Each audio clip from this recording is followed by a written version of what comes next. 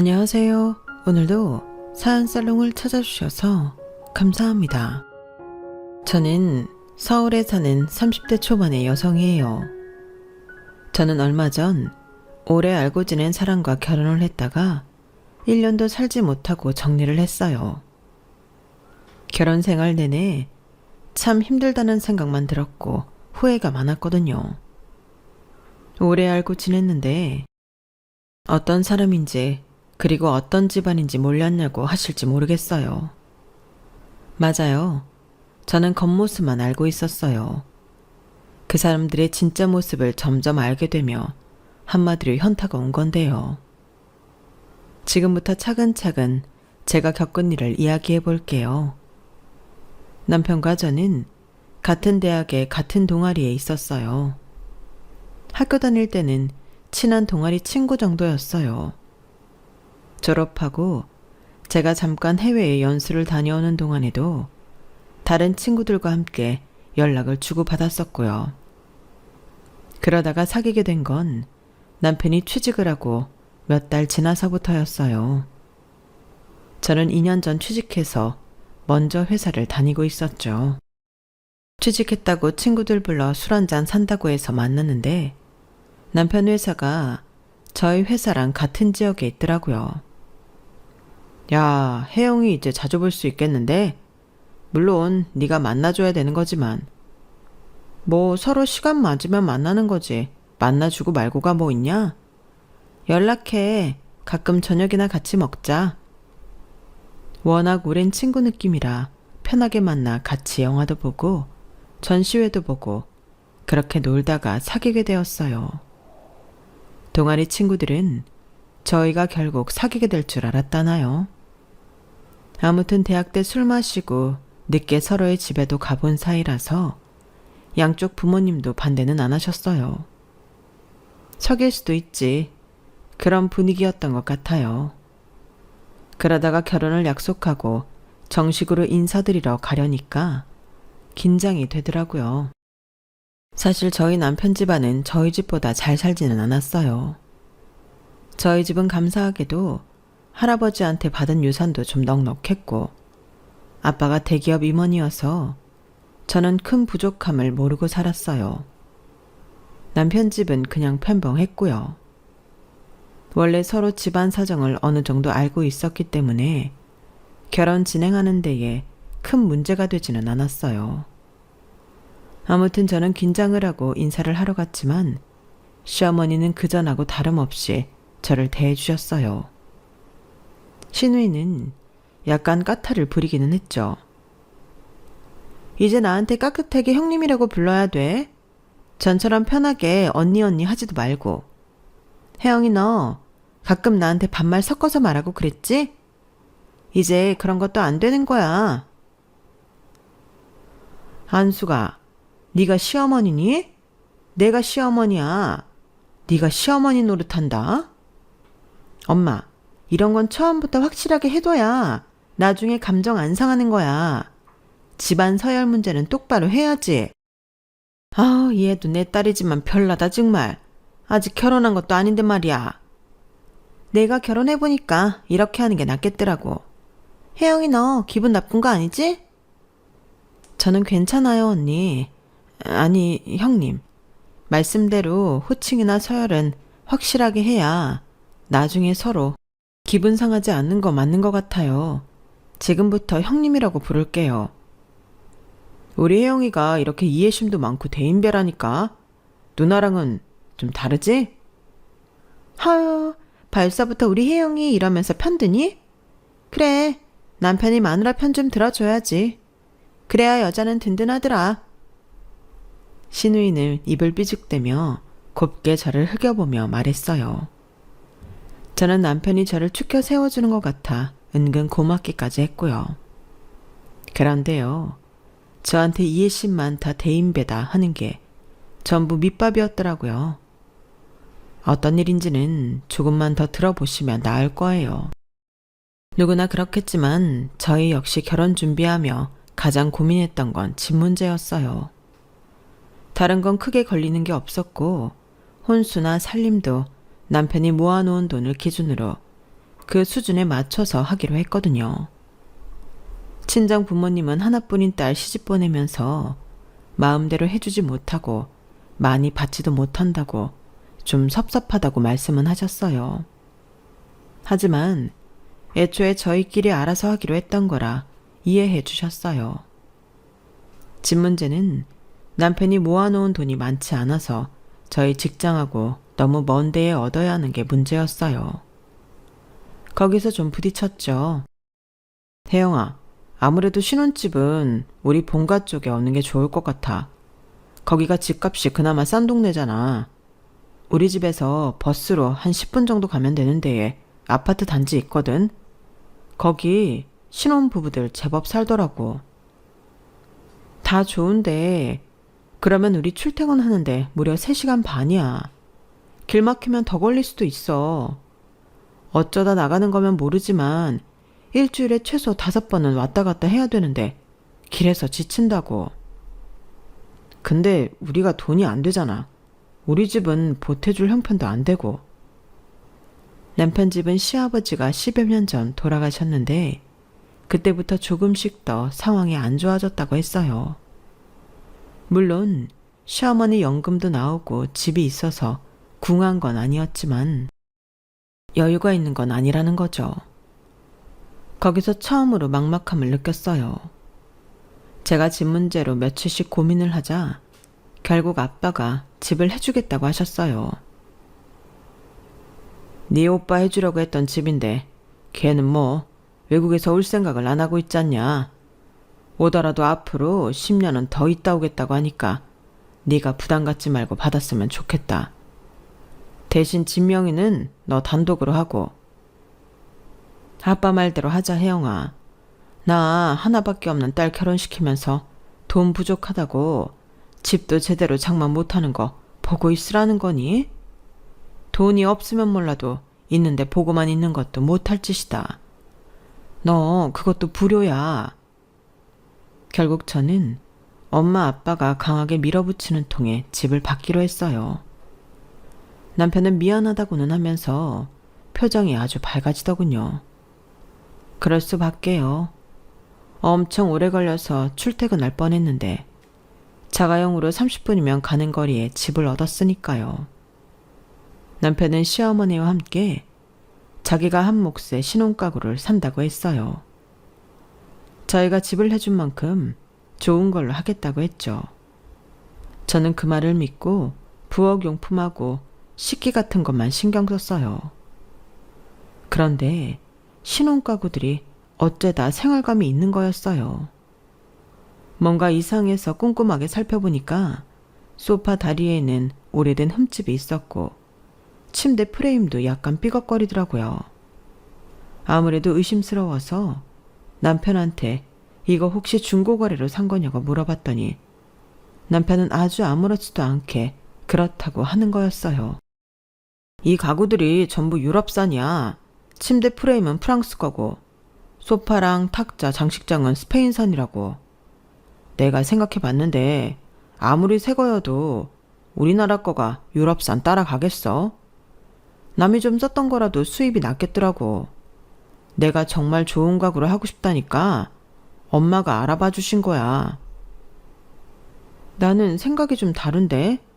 아무리 외국 거가 좋다고 해도 남이 쓰던 중고로 신혼생활을 시작한다고? 차라리 국산 새 제품으로 하는 게 낫다고 봐. 이거 물릴 수는 없는 거야? 물린다고? 그거 찾는다고 엄마 꽤나 신경 쓰셨는데 그것도 좀 아니지 않나? 네가 정 마음에 안 들면 우리 엄마랑 누나한테는 말하지 말고 알아서 바꾸든지 해. 나 엄마 마음 상하게 하고 싶지 않아. 마음이 상한 건 진수 너 아니야? 네가 기분 나쁜 것 같은데? 당연하지 않아? 나도 생각해서 고른 건데 네가 무조건 중고라고 안 좋아하잖아. 남이 쓰던 걸로 신혼생활하면 안 된다는 법이라도 있나? 남이 쓰던 건 나쁘다는 생각도 편견이야. 처음으로 이 남자랑은 말이 안 통하는구나 라는 생각이 들었어요. 그때 멈췄어야 했어요. 하지만 저는 생각이 다를 수 있다고만 여기고 묵묵히 하나하나 제 손으로 가구들을 바꿨어요. 남편은 그걸 가지고 뭐라고 하지는 않더군요. 다만 나중에 자기 엄마나 누나가 저희 집에 왔을 때 설명만 잘해달라고 하더라고요. 왜 거기에 누나까지 들어가냐고 하니까 그 아이디어를 처음 낸 게 누나라는 거예요. 네, 이 모든 일의 발단은 바로 그 시누이 때문이었어요. 그러니 제가 시누이를 좋게 생각하겠어요. 남의 신혼 살림을 중고로 사라고 코치했잖아요. 그럼에도 저는 결혼식 준비할 때나 결혼식 당일이나 티내지 않고 잘했어요. 가구를 바꾸게 된 것도 잘 설명했고요. 친구들도 남이 쓰던 걸로 하지 말다고 하더라. 뭐 그런 식으로 핑계를 좀 댔죠. 시누이는 썩 기분 좋게 받아들이지는 못했지만 당사자가 싫다고 하니 별 수 없다고만 하더라고요. 그렇게 결혼식을 무난히 마치고 약 일주일간의 신혼여행을 다녀왔어요. 그런데 돌아오는 비행기 안에서 남편이 생각지도 못한 말을 하는 거였어요. 있지, 우리 조카 하빈이 있잖아. 걔가 지금 자기 아빠랑 있는 거 알지? 매영이 누나하고 사이가 안 좋아서 별거 중이잖아. 근데 하빈이가 아파서 병원에 입원했대. 누나가 매일 들여다봐야 하는데 마침 병원이 우리 집하고 멀지 않더라고. 누나가 지금 따로 방 잡아서 지낼 돈이 있는 것도 아니고. 그래서 우리보다 먼저 엊그제 집에 와 있거든? 그러니까 보면 그냥 웃으면서 인사 잘해줘.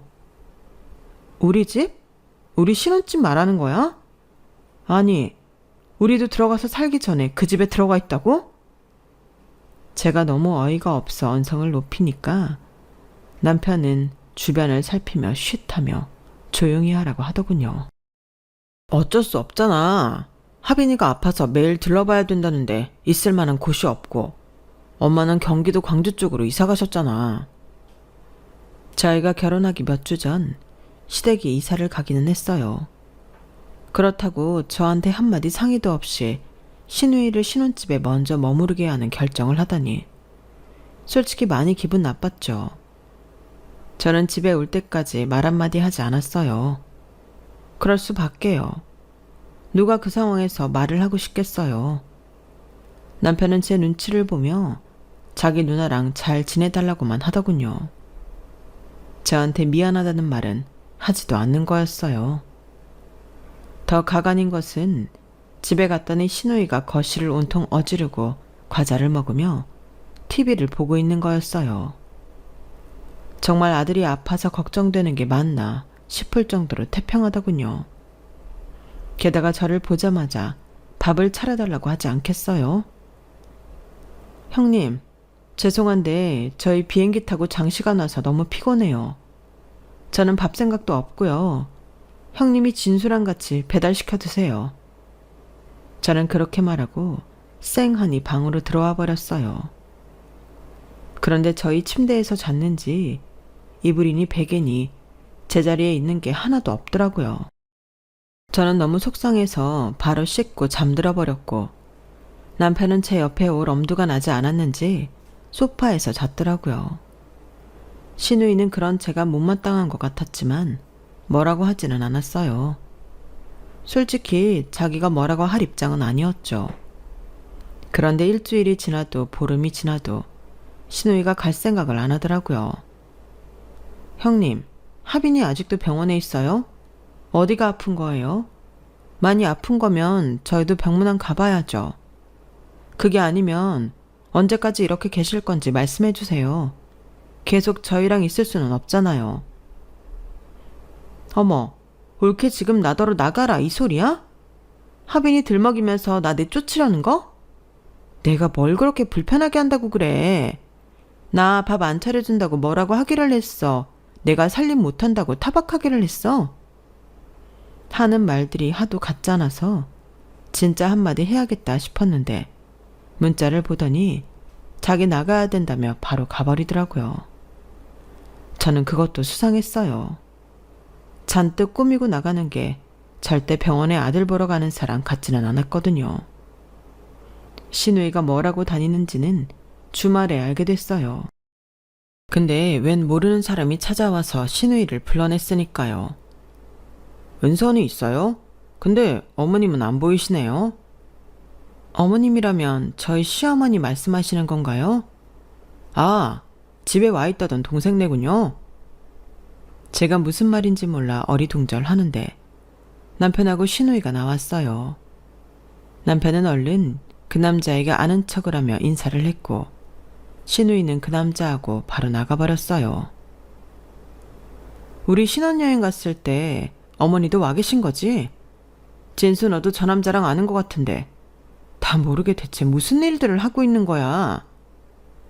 일들을 하고 있다니 그런 거 없어. 저 남자는 누나가 만나고 있다고 전에 소개해줘서 얼굴만 아는 거야.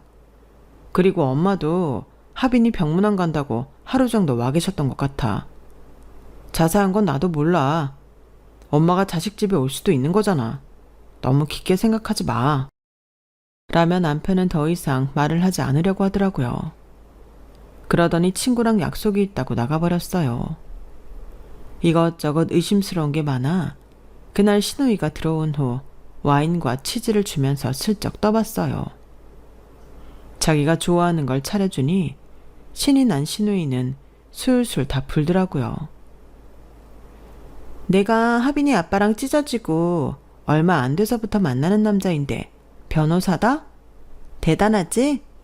이혼 전문 변호사이고 선배랑 같이 하고 있는데 곧 확장 이전할 거래. 저는 얼굴도 본 적 없는 신우이 전 남편은 한의사라고 했는데 딱 봐도 직업 보고 사람 고르는 게 느껴지더군요. 신우이가 외모는 누가 봐도 한번 다시 돌아볼 정도로 몸매도 좋고 세련되게 생겨서 남자들이 좋아할 만했어요. 그러니까 올케도 좀 협조해. 나라고 이렇게 올케 눈치 보며 여기 있는 게 좋겠어? 근데 내가 잘 되면 뭐 나만 좋은가? 우리 집안 전체가 다 좋은 거잖아. 우리 명석 씨 지금 여기가 내 집인 줄 알거든? 엄마가 나한테 해준 걸로 알고 있어. 그러니까 그 사람 올 때는 좀 그런 척 해줘. 올케랑 진수가 들린 걸로 해달라고. 근데 그거 사기 아니에요? 그렇게까지 해야 그 변호사라는 분하고 잘 되는 거예요? 제 말에 남편이 끼어들며 한마디 했어요. 혜영이 넌 무슨 말을 그렇게 하냐? 이게 어떻게 사기야? 누나 좀 있어 보이게 해주자는 거잖아. 누나가 그 사람하고 잘 되고 싶어 하니까 우리는 가만히만 있으면 되는 거야. 그러니까 그게 사기지 뭐. 두 사람하고는 말이 안 통하겠네요. 저는 그 남매를 피해 자리에서 일어났어요. 시어머니가 신혼여행 간 사이에 여기 와서 자기가 사준 집인 척 했으면 뻔하죠. 시어머니랑도 말이 통하지는 않을 것 같았고 저는 이런 상황이 너무 싫기만 했어요. 그래서 며칠 후 마음 먹고 신우이한테 통보를 했어요. 형님이 좋아하는 남자랑 잘 되는 거 저도 좋아요. 그런데 그건 형님 인생이고요. 저는 사실 제가 신혼 첫날부터 이렇게 시댁 식구하고 같이 살아야 된다고는 생각도 못 해봤어요. 여기는 엄연히 제 집이고요. 저는 남편하고 단둘이 오롯이 신혼생활 만끽하고 싶거든요. 저의 그런 바람이 욕심인가요? 다들 그렇게 하잖아요, 형님. 지금 저희 집에 2달 가까이 지내고 있어요. 하빈이 아파서 왔다고 하셨는데 형님, 하빈이는 신경도 안 쓰시는 것 같고요. 그러니까 이제 슬슬 가주셨으면 해요. 여기로 남자친구 부르실 생각 있으시면 그날만 오시면 되고요. 제가 그 정도는 협조해 드릴게요. 제가 딱 부러지게 말하자 신우이도 남편도 말을 못하고 서로 얼굴만 쳐다보더라고요. 저는 대체 이 남매가 무슨 꿍꿍이인지도 알 수 없었어요. 제가 정말 오랜 친구로 알고 지냈고 그러다가 너무 좋아서 결혼한 남자인데 이런 면이 있을 줄은 꿈에도 몰랐고요. 그런데 바로 다음 날 시어머니가 찾아왔어요. 예, 나 여기 며칠 있다 가려고 한다. 하빈이는 잘 치료받고 회복해서 학교 잘 다닌다더라. 그래도 손주 얼굴 한번 봐야지. 그리고 우리 은선이 입을 옷도 좀 사주고 남자친구도 보려고 해. 아니요, 어머니. 형님하고 같이 가주세요. 저희 집이 여관도 호텔도 아니고요. 그렇게 오래 지내시는 거 저 불편해요. 제가 어머니한테 인사드리러 안 가는 것도 아니잖아요. 그리고 이 집, 제 명의의 제 집이에요. 그런데 왜 이게 어머니가 사준 형님 집인가요? 그거 장단 맞춰달라고 하시는 거면 최소한으로 그 남자분 오실 때만 그렇게 해드릴게요. 하지만 저도 더는 양보 못하겠어요. 예, 우리 은선이 결혼할 때까지만이라도 좀 네가 참아줄 수 있는 거 아니야? 우리 집 그 먼 데서 방 둘의 좁은 거실에 화장실 하나인 집을 보여줘 봐라. 그런 남자가 우리 은선이랑 결혼하겠다고 하겠어? 그러니까 최소한의 협조 해드리겠다고 하잖아요.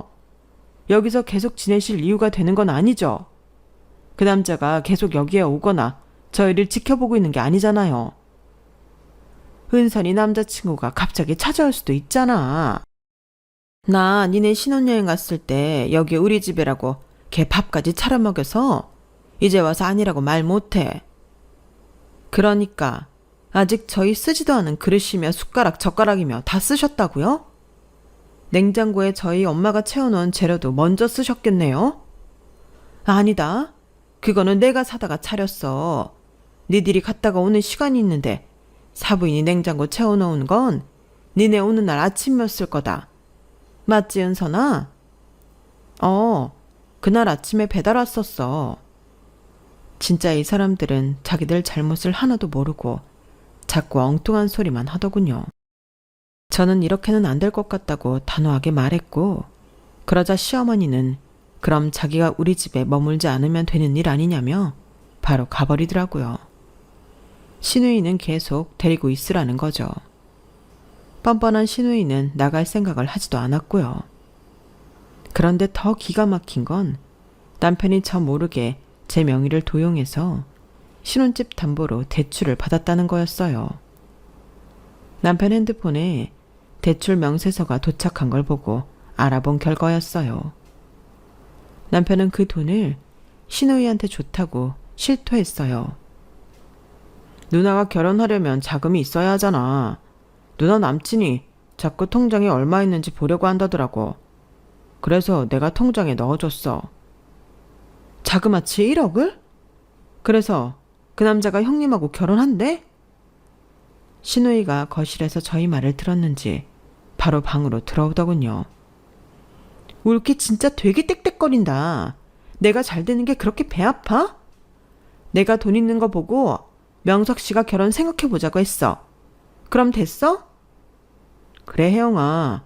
일이 잘 되면 돈은 다시 우리가 돌려받을 거야. 대출 받은 거 내가 착실히 갚고 있으니까 걱정하지 마. 착실히? 그래서 너 돈 없다고 우리 생활비 통장에 돈 안 넣는 거였어? 그러면 착실히가 아니지. 나 믿고 일 저지른 거잖아. 어떻게 나한테는 한 번도 상의를 안 하고 이렇게 다 마음대로야? 엄연히 내 집인데 그걸로 대출 받는 것까지 날 속였잖아. 아, 진짜 지명이 되게 따지고 드네. 좋은 말도 한두 번이라고 했는데 옳게는 듣기 싫은 말을 꽤 여러 번 하는 재주가 있다. 사람들 정남이 떨어지게 하는데 일가견이 있나 보네. 나 결혼하고 나서 그딴 말 짓거린 거 후회나 하지 마. 내가 우리 진순이 챙겨도 옳게는 단 하나도 안 챙길 거니까. 제가 그러면 뭐 무서워할 줄 알았나 보죠. 무슨 시댁떡 바라면서 결혼한 것도 아닌데 지가 나를 어떻게 할 거라는 둥 고리타분한 협박을 하는 게 더 우스웠어요. 시누이 남친은 자기가 변호사니까 결혼하려면 집은 해와야 한다는 식으로 계속 말했나 보더라고요. 자기네 부모님이 그걸 원한다고요. 집 해줄 형편만 되면 다른 건 크게 따지지 않는다고 하니 시누이가 그 말에 눈이 뒤집어진 거였어요. 거기에 시어머니 그리고 남편까지 장단을 맞추고 있는 거였고 저는 본의 아니게 휘말려들어서 이런 피해를 보고 있는 중이었네요. 서울 강남하고 멀지 않은 데에 자기 아파트를 갖고 있고 돈도 있는 행세를 해서 일단 결혼부터 하고 보겠다는 속셈인 거였죠. 그런데 보니까 신우이가 그 돈 1억을 그대로 갖고 있는 게 아니라 2천만 원을 썼더라고요. 남친한테 선물을 해줬다나요? 저는 그 말에 완전 열이 받아서 다 당장 관두고 이 집에서도 나가라고 했어요. 그러자 신우이가 완전 발끈하더라고요. 올게 진짜 못됐다. 아주 나가라는 말이 입에 붙었구나. 무슨 가족이 이래? 명석 씨 나랑 결혼할 것 같아. 그러니까 올케가 싫어도 좀 참아야겠어. 그래 혜영아, 너 너무 야박하게 구는 것 같아. 우리 집에 왜 그래? 네가 좀 가진 게 많다고 이런 식으로 해야겠어? 누나 곧 결혼한다잖아. 결혼하겠다고 정확히 말했어? 그랬냐고. 생각해 본다고 했다잖아. 그 정도면 게임 끝이지. 남자는 자기가 좋아하지 않는 여자 안 만나. 그리고 2천만 원? 걱정하지 마.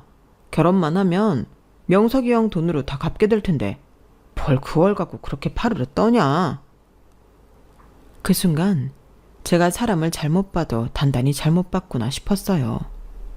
남매가, 아니 시어머니까지 셋이 어찌나 똑같은지 황당하기 그지 없었어요.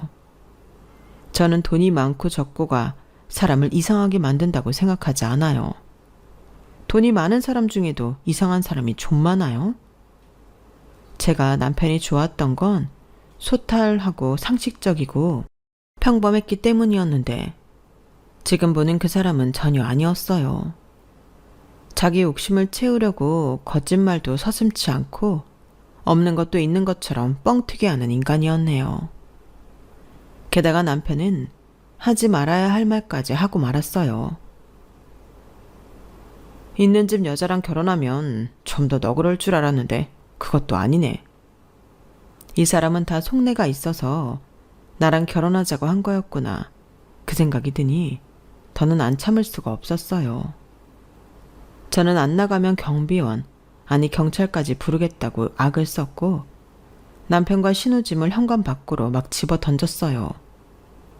제가 난리를 치니 두 사람은 어쩔 수 없이 밖으로 나갔고요. 그런데 한 30분도 안 돼서 신우이가 현관 비밀번호를 열고 들어오는 거였어요. 내일 명석씨 올 것 같은데 갈 데도 없고 나는 여기 있을래. 진수는 친구네로 갔는데 너무 그러지 마. 나는 여기 있어야겠어. 우리 엄마 나 명석씨랑 결혼한 것만 바라고 나한테 새 차도 뽑아주셨어. 벤츠에서 제일 잘 나가는 걸로. 나 그거 명석씨 줬단 말이야. 그래서 나랑 결혼도 더 생각하는 것 같아. 우리가 왜 경기도 광주에서 더 외딴 곳까지 들어가는 대로 이사를 갔겠어? 엄마가 차 때문에 돈 빼느라 그런 거야. 저희 결혼할 때 친정에서 다 해주는 걸 보면서 입 싹 닫고 한마디 안 하더니 신우이 변호사 남편 얻어야 된다니까 집까지 빼서 돈 마련해 외제차 샀다는 거죠. 그런데 그날 시어머니는 저한테 전화를 해서 더 말 같지도 않은 소리만 했어요. 남편이 제가 대출받은 거며 신우이가 그 돈을 쓴 걸 다 알았다고 말했나 보더라고요. 그래서 자기 쫓겨났다고요. 얘, 니네 돈도 많으면서 그깟 2천만 원 갖고 뭘 그러냐? 우리 은선이가 그 돈 어떻게 할까봐 너 그러니? 얘, 정 안 되겠으면 친정에 말해서 갚으면 되잖아. 돈 많은 친정 뒀다가 뭐 하려고 그래? 돈 가지고 사람 너무 섭섭하게 하는 거 아니야. 변호사가 집안에 들어와 봐라. 집안 격이 달라지는 거야. 저는 그게 이 사람들의 진짜 속내라는 생각이 들었어요. 이런 식으로 어물쩍 뭉개면 결국 저와 제 친정이 다 수습할 거라는 거죠. 저는 제가 덤태기 쓸 생각이 눈꼽만큼도 없었기 때문에 이 결혼에 대해 심각하게 고민하기 시작했어요. 그 결론은 결국 이혼이었어요. 이렇게 살 수는 없었어요. 신혼 초부터 산산조각난 제 생활하며 제가 쓰지도 않은 돈 때문에 고민해야 된다는 게 말도 안 되니까요. 저는 남편한테 전화를 해서 너랑 못 살겠으니 이혼해야겠다고 말했고 신우이가 버티고 나가지 않는 게 꼴보기 싫어서 일단 집에서 나와버렸어요. 제가 신혼 첫날 있었던 일부터 지금까지 모든 걸 말씀드리자 부모님은 안 될 일은 빠르게 정리하는 게 낫다며 바로 이혼 변호사를 알아보라고 했어요. 저는 신우이의 남친이 이혼 변호사라는 게 갑자기 웃음이 나더라고요. 뭐 이런 조화가 다 있나 싶었죠. 저는 일단 신혼집이 있는 동네 부동산을 검색해서 집부터 내놓았어요. 그 집 가지고 또 무슨 장난을 칠지 모르니까요. 그리고 신우이 남친이 정말 어떤 생각인지 너무 궁금해서 제 이혼 변호사를 만나고 오는 길에 그 사무실에 가봤어요. 그쪽이 이혼 변호사들이 많은 데라 멀지 않은 곳에 사무실이 있다더라고요. 제가 간 로펌처럼 사람이 많지도 않고 빠릿빠릿하게 일을 하는 모습도 없었어요. 그래도 상담을 온 사람들이 몇 보이더라고요. 신우이 남친은 한 10분쯤 있다가 사무실에서 손님하고 같이 나왔어요. 저를 보더니 알아보고는 무슨 일이냐고 하더라고요. 그래서 제가 신우이랑 언제 결혼할 건지 물어봤더니 잠시 머뭇대다가 입을 열었어요. 그게 은선이한테 생각해 본다고 말은 했는데 구체적으로 결혼을 할지는 솔직히 말할게요. 은선이가 자꾸 매달려서 집이 있어야 한다, 돈이 있어야 한다 그렇게 말한 거였어요. 근데 저 자신이 결혼에 딱히 긍정적이지 않고요. 제가 맨날 보는 게 이런 거잖아요. 결혼에 환상도 없어요. 그럼 벤츠 왜 받으셨어요? 왜 희망을 줘서 저까지 피곤하게 만들고요? 아니, 제가 뭐 받고 싶다고 했나요? 무조건 저 타고 다니라고 손에 차키 쥐어주잖아요. 그거 안 받을 이유 있어요? 그리고 제가 왜 그쪽한테 피해를 줬나요? 저는 그런 적 없어요. 저는 긴 말하지 않을 테니 그 아파트 명의가 누구 거인지나 알아보라고 하고 나왔어요. 끼리끼리 만난다더니 어쩜 신우이는 그렇게 자기처럼 이기적인 남자를 만났나 모르겠더군요. 그러면서 저도 어쩌면 남편 같은 구석이 있어서 그런 사람을 만났나 하고 저 자신을 되돌아보게 되더라고요. 입술을 깨물 정도로 후회가 되고 제가 바보 같다는 생각만 들었어요. 다음날 제 물건을 다 빼려고 신혼집에 갔더니 신우이는 남친하고 전화로 싸우고 있더라고요. 보니까 헤어지자는 말을 하는 것 같았어요. 신우이는 이제 와서 왜 헤어지자고 하냐며 자기가 여기에 들인 게 얼마인 줄이나 아냐고 소리를 지르더라고요.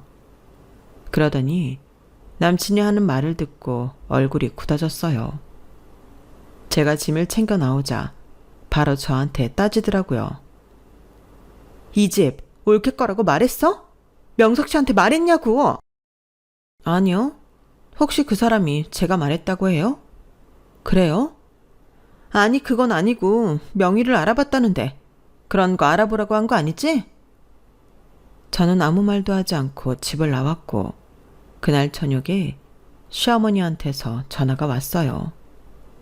얘, 너는 남편하고 싸웠다고 그렇게 친정으로 가버리면 어떡하니? 그런 거 버릇되면 얼마나 안 좋은 줄 알아? 당장 집에 들어가. 이게 뭐 하는 짓이냐? 저 더는 같이 안 살 건데 뭐 타러 가요? 저 이혼 소장 접수하고 왔어요. 제 말에 충격을 받았는지 시어머니는 말없이 전화를 끊었어요. 그러더니 다음날 저희 친정집으로 찾아왔더라고요. 아니, 사돈분들도 그래요. 애가 이렇게 철없이 이혼한다고 그러면 말리셔야 되는 거 아닌가요? 어떻게 넙죽 딸애를 받아주고 변호사 찾아가는 걸 말리지도 않으세요? 어른들이 이러면 안 된다고 봅니다. 사부인은 제 딸의 집 갖고 따님이 장난치는 것도 다 참으라고 했다면서요. 진수는 제 딸 속이고 대출까지 받고요. 그 돈을 따님이 또 썼다던데요. 그거 우리 보고 갚으라고 하셨다면서요. 어른이 그러시면 안 되죠. 저희는요, 우리 딸 더 고생하기 전에 이혼하는 거 100번 찬성합니다. 아니, 돈 있는 집에서 사위도 돕고 사돈도 도울 수 있는 거 아니에요? 참 매정들 하시네요. 없는 사람들이라고 막 무시하는 거죠? 아니요. 차라리 솔직히 말하고 같이 상의를 했더라면 저희도 화가 나지 않았을 거예요. 그리고 어디서 돈을 저희는 거저 얻은 줄 아세요? 저희 선대가 열심히 노력해서 모아놓은 거고 저희 바깥 양반이 평생 열심히 일해서 쌓아둔 거예요. 그건 생각 안 하고 돈 있는 집 없는 집 구분하시는 건 너무 편견 같습니다. 저희는 그 돈, 우리 딸이 쓰지도 않은 돈 못 갚습니다. 시어머니는 아무 말 없이 돌아갔어요. 하지만 그냥 돌아간 건 아니었어요. 바로 제 신혼집으로 갔더라고요. 그리고 보란 듯이 문자를 보냈더군요. 나 당분간은 우리 은선이랑 여기 있어야겠다. 집까지 가기에도 너무 멀고 웬만하면 여기서 지내야겠구나. 네가 이렇게까지 모질게 굴며 집까지 팽개치고 나갔으니 이 집 필요 없단 뜻 아니냐? 은선이랑 나는 여기 있을 만큼 있을란다. 그런데 시어머니 시누이 그리고 남편이 모르는 게 하나 있었어요. 제가 집을 금매로 시세보다 싸게 내놓아서 바로 들어오겠다는 사람이 있었거든요. 말할 틈이 없어 지나갔는데 그걸 모르고 여기서 살겠다고 하니 웃음밖에 안 나오더라고요. 저는 아무 말도 하지 않고 가만히 있었어요. 보아하니 집에서 나갔던 남편까지 돌아와서 셋이서 거기 있나 보더라고요. 그렇게 한 달을 내버려 뒀어요. 어차피 한 달 후면 그 집주인이 이사 들어올 예정이었으니까요. 그리고 한 달이 지나고 제 핸드폰이 불이 나게 전화가 오더군요. 남편의 시어머니 시누이까지. 제가 전화를 안 받으니까 남편이 저를 직접 찾아왔어요. 야, 너 이거 뭐야? 그 집에 누가 이사 들어온다면서 안 나갔다고 뭐라고 하던데? 그래서 내가 짐 다 뺄 사람 보내겠다고 했어. 사람 안 갔어? 너 왜 그 집 팔렸는데 말도 안 하고 있었어? 우리 매기라고 한 거지. 돈에는 나한테 언제 말 한마디 했어? 나한테 말하고 일 다 저질렀냐고. 근데 내 집 파는데 내가 왜 얘기해줘야 돼? 애초에 자기 집도 아닌 데에서 자기네 것처럼 하고 산 사람들이 문제 아니야? 나한테 더 따질 거야? 그럼 경찰서 갈까? 변호사 부를까? 누가 맞다고 하는지 볼래? 제 말에 남편은 아무 말도 못하고 씩씩거리다가 돌아갔어요. 세 사람은 어쩔 수 없이 그 집에서 나와 멀리 떨어진 자기네 집으로 갔다고 하네요. 그리고 그 다음부터는 저더러 이혼만은 하지 말자며 사정하는 문자가 오기 시작했어요. 저는 시댁 식구들 번호를 전부 차단해버렸고 6개월 후 저의 승소로 이혼 소송은 끝이 났어요.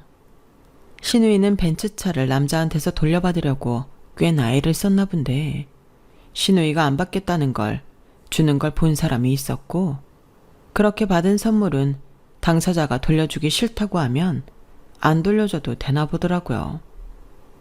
그래서 결국 못 받고 끝나버렸다고 해요. 남편은 대출금을 갚느라 오지게 고생하고 있다고 하던데 저랑은 이미 끝난 일이라 신경 끄고 살아요. 정말이지 다시는 결혼하고 싶지 않을 정도로 치가 떨리는 사람들이었어요. 여러분은 이런 사람들과 계속 살 수 있으실까요? 이제 겨우 마음을 진정시키고 있는 저에게 따뜻한 위로의 말씀 해주시면 좋겠네요. 그럼 끝까지 들어주신 분들 모두 감사드리고 매일 행복하시길 바랄게요. 여러분, 사연 댓글에 응원과 현명한 조언 부탁드려요. 좋아요와 구독은 저에게 큰 힘이 됩니다. 오늘도 좋은 일 가득하세요.